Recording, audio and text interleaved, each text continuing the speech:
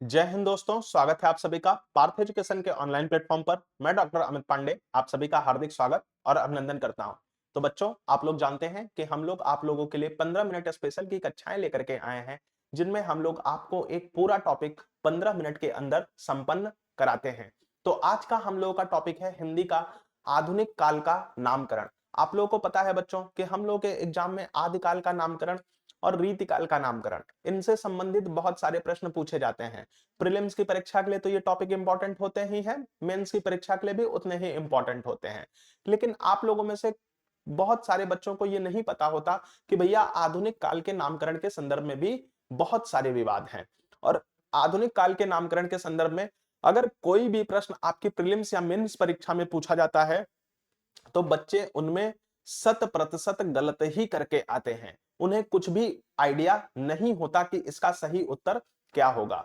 तो भैया, मैं आप लोगों को प्रीलिम्स परीक्षा के लिए तो पढ़ाऊंगा ही, है ना। प्रीलिम्स परीक्षा में ये क्वेश्चन पूछे जा सकते हैं कि आधुनिक काल का कौन सा नामकरण किसने किया है ना। और मेंस परीक्षा में ये क्वेश्चन पूछा जाएगा आप लोगों से कि कोई एक नाम दे देगा जो किसी एक रचनाकार ने उसका या किसी एक समीक्षक ने उस कालखंड का नाम रखा होगा, यानी आधुनिक काल का कोई एक नामकरण दे देगा आपको और पूछेगा कि आपका मत इसके संदर्भ में क्या है।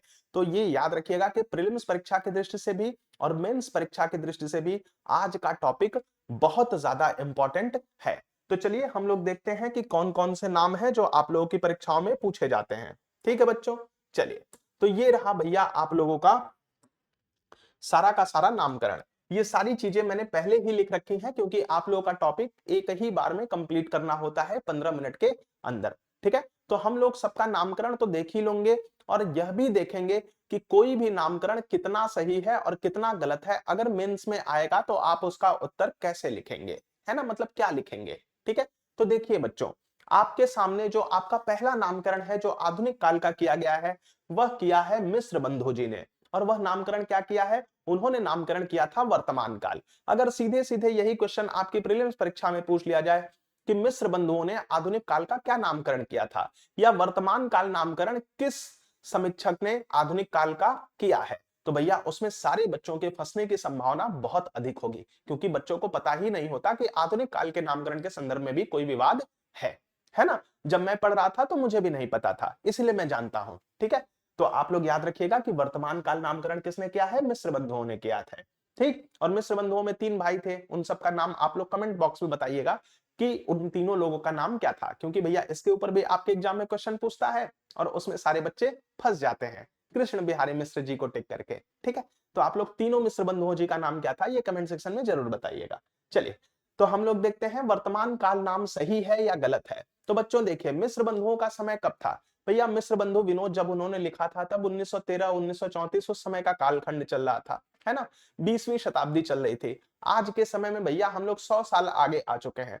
तो जो उस समय का वर्तमान काल था, क्या आज भी वही वर्तमान काल है, तो भैया वह वर्तमान काल तो नहीं रह गया, है ना। तो क्या उस कालखंड के नामकरण को आप सही मान सकते हैं, उस कालखंड का वर्तमान काल आज का वर्तमान बन सकता है क्या, और तब से लेकर के अब तक वर्तमान काल ही चला आ रहा है क्या, तो भैया ऐसा तो नहीं है। तो इस स्थिति में वर्तमान काल नामकरण आपके लिए सही प्रतीत नहीं होता। तो अगर आपके एग्जाम में लिखना होगा तो यही चीज लिख लीजिएगा। ठीक है, कि तब से लेकर के अब तक क्या वर्तमान काल ही चला आ रहा है। भाई बीच में जो छायावाद आया, बीच में जो प्रगतिवाद आया, बीच में जो प्रयोगवाद आया, कहानी के क्षेत्र में जाए तो नई कहानी आई, जनवादी कहानी आई, सामाजिक कहानी आई, ठीक है, और भी कई कहानी के आंदोलन आए, है ना। समकालीन कहानी आई, तो उन आंदोलनों को कहां रखेंगे, अकहानी को कहां रखेंगे, है ना। तो भैया ये जो बीच में कालखंड आई ये सारे के सारे चले जाएंगे, तो भैया वर्तमान काल अकेले उन सब की जगह छाएगा क्या, तो ऐसा नहीं हो सकता। तो भैया इसलिए वर्तमान काल नामकरण बिल्कुल भी सही नहीं है। दूसरे पे आते हैं, दूसरा है साहित्य काल। और साहित्य काल किसने लिखा है, साहित्य काल नामकरण दिया है पृथ्वीनाथ कमल कुलश्रेष्ठ जी ने। अब आप सोच करके देखो कि साहित्य काल नाम सही हो सकता है कि गलत हो सकता है। आप लोगों में से कुछ लोगों को लगेगा कि हाँ सही तो होना चाहिए, है ना, तो ऐसा मान सकते हैं भाई, ठीक है। लेकिन आप सोच करके देखो भाई, इससे पहले यानी रीति काल में, भक्ति काल में और आदि काल में जो भी चीजें लिखी जा रही थी, क्या वो साहित्य का हिस्सा नहीं है, या क्या उनको साहित्य में सम्मिलित नहीं किया जाना चाहिए, तो भाई वो भी तो साहित्य का हिस्सा है। तो कैसे हम कह सकते हैं कि कोई कालखंड साहित्य काल है और बाकी के कालखंड साहित्य काल नहीं है।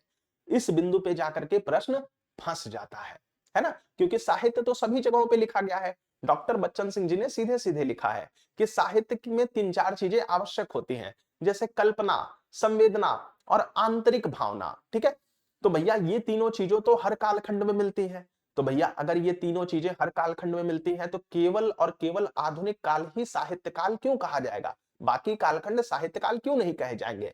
तो इस बिंदु पर होता है विवाद, और इसका कोई सटीक आंसर पृथ्वीनाथ कमल कुलश्रेष्ठ जी नहीं दे पाते, इसलिए साहित्य काल नहीं हो सकता। ठीक, चलिए अब अगला देखिए, अगला है आलोचना काल। ठीक है, आलोचना काल। आलोचना काल किसने कहा है बच्चों? तो आलोचना काल कहा है डॉक्टर सुरेश वर्मा जी ने।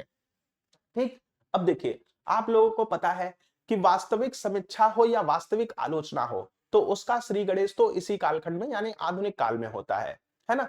लेकिन आप लोगों को पता होना चाहिए कि रीति काल में पहली पहली आलोचनाएं मिलने लगती हैं, है ना। जो हिंदी की पहली पहली आलोचनाएं हैं वो आधुनिक काल में आरंभ नहीं होती, उनका आरंभ कहां से होता है? रीति काल से होता है। ठीक है, जैसे चंद वर्णन की महिमा, ये सब आप अगर सुने होंगे तो आप जानते होंगे, नहीं जानते हैं तो कोई बात नहीं, बस इतना याद रखिए कि रीति काल में पहली पहली आलोचनाएं लिखी जानी आरंभ होती हैं। ठीक है, तो उद्भव आलोचना का वास्तव में आधुनिक काल में ना होकर के रीति काल में है। और दूसरी चीज ये कि भाई देखिए, क्या इस कालखंड में यानी आधुनिक काल में केवल आलोचना का ही उद्भव हुआ, इसके अलावा अन्य चीजों का उद्भव नहीं हुआ?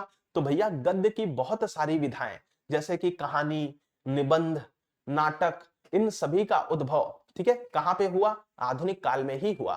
तो भैया साहित्यिक विधाओं की दृष्टि से आलोचना काल नाम एकांगी सिद्ध हो जाता है कि नहीं? बिल्कुल हो जाता है। और इन्होंने नामकरण भी उसका माना है जो भैया पूरी तरीके से रीति काल में शुरू हुआ था। ठीक है, आधुनिक काल में जो स्टार्ट नहीं हुआ था। ठीक, तो आलोचना काल रीति काल को न कह करके हम आधुनिक काल को ही क्यों कहें? ठीक है, और भैया आलोचना काल अगर कहना भी होगा तो नाटक, कहानी, उपन्यास सब तो इसी युग में लिखे जाने शुरू हुए, तो उनका क्या होगा?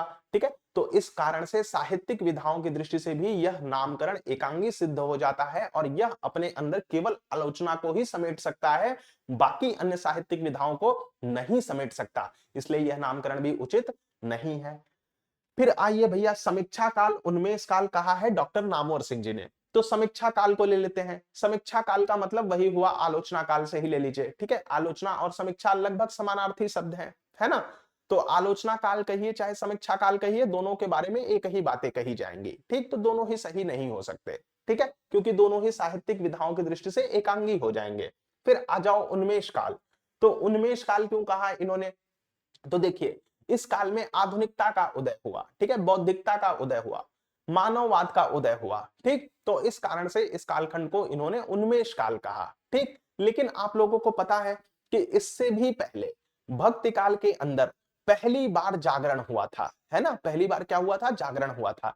पहली बार लोगों ने थोड़ा सा बौद्धिकता का समावेश हुआ था। इसके अलावा भैया पहली बार मानववाद और तर्क बुद्धि के तत्व भी भक्ति काल में दिखाई पड़े थे, है ना। लोगों ने सोचना आरंभ किया था। क्यों सोचना आरंभ किया था?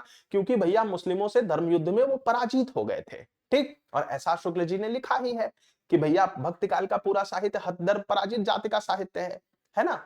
तो उस समय भी ऐसी चीजें हुई थी, तो उस कालखंड को उन्मेष काल क्यों नहीं कहते? और उस समय तो पहली पहली बार भाषाओं का वास्तव में उन्मेष हुआ था, यहाँ पे तो केवल खड़ी बोली का उन्मेष हुआ है। तो अगर वास्तव में किसी को उन्मेष काल कहना चाहिए तो फिर तो भक्ति काल को कहा जाना चाहिए। फिर इस कालखंड में ऐसा नया क्या हो गया जिस कारण से इस कालखंड को उन्मेष काल कहें? तो भैया इस दृष्टि से यह नामकरण भी ठीक नहीं बैठता। ठीक है, तो डॉक्टर नामवर सिंह जी ने जो नामकरण किया है वह भी ठीक नहीं लगता। चलिए फिर अगला देखिए निबंध काल।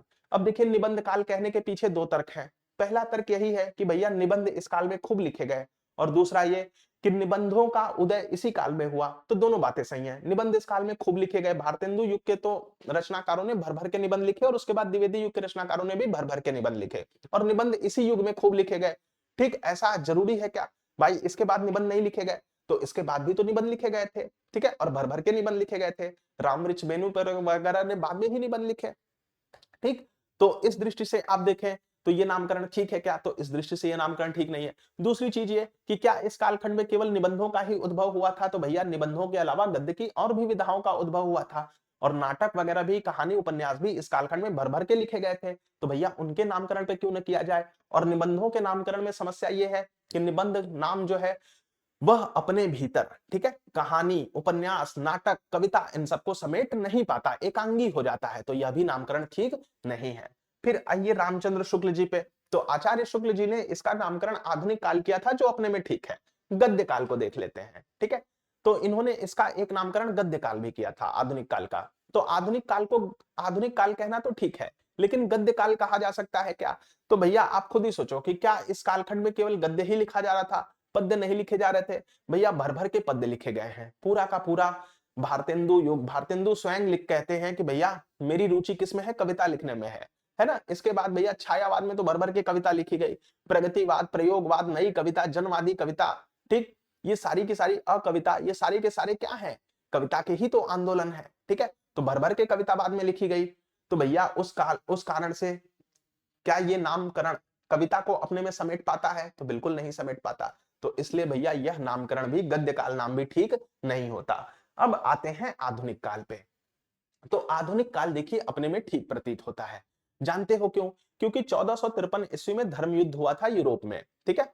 कुस्तुनतुनिया का पतन हुआ था तुर्की में, ठीक है। और उसके बाद क्या हुआ था, यूरोप में पहली बार जो है ईसाइयों ने मुसलमानों से हारने के बाद ये सोचना शुरू किया कि हम हारे क्यों, और उन्होंने 3 चीजों की स्थापना की, मानववाद, तर्क बुद्धि और वैज्ञानिकता। और इन्हीं 3 चीजों से शुभारंभ माना जाता है आधुनिकता का, है ना। तो उन्होंने उस कालखंड को आधुनिक युग का नाम दिया। उसके बाद भारत में आते हैं। तो भारत में भी भैया 1857 ईस्वी में, ठीक है, भारत में 1857 ईस्वी में अंग्रेजों से पराजय के बाद, प्लासी के 1857 ईस्वी में अंग्रेजों से पहले राष्ट्रीय आंदोलन में पराजय के बाद भारतीयों को यह पता चला कि भैया राष्ट्रीयता नाम की कोई चीज होती है, तर्क बुद्धि, वैज्ञानिकता और मानववाद नाम की कोई चीज होती है। तो वही लक्षण जो यूरोप में पहले दिखाई पड़ा, वो पहली बार भारत में दिखाई पड़ा 1857 ईस्वी के बाद। तो इसीलिए जानते हो बच्चों, इसीलिए उसी कालखंड से, ठीक है, 1857 ईस्वी से आधुनिक काल का शुभारंभ डॉक्टर नगेन जी ने स्वीकार किया है, जो कि सही स्वीकार किया है। और उस स्थिति में जबकि तर्क बुद्धि, मानववाद और वैज्ञानिकता तीनों का समावेश राष्ट्रीयता के साथ पहले पहल भारत में दिखाई पड़ता है, तो उस कालखंड को आधुनिक काल नाम देना ही ठीक प्रतीत होता है। क्योंकि बच्चों राष्ट्रीयता की भावना, तर्क बुद्धि की भावना, वैज्ञानिकता की भावना, चाहे निबंध हो, चाहे कविता हो, चाहे कहानी हो, चाहे नाटक हो, चाहे उपन्यास हो, और इनका कोई भी कालखंड हो, ठीक है, हर जगह पर दिखाई पड़ती है।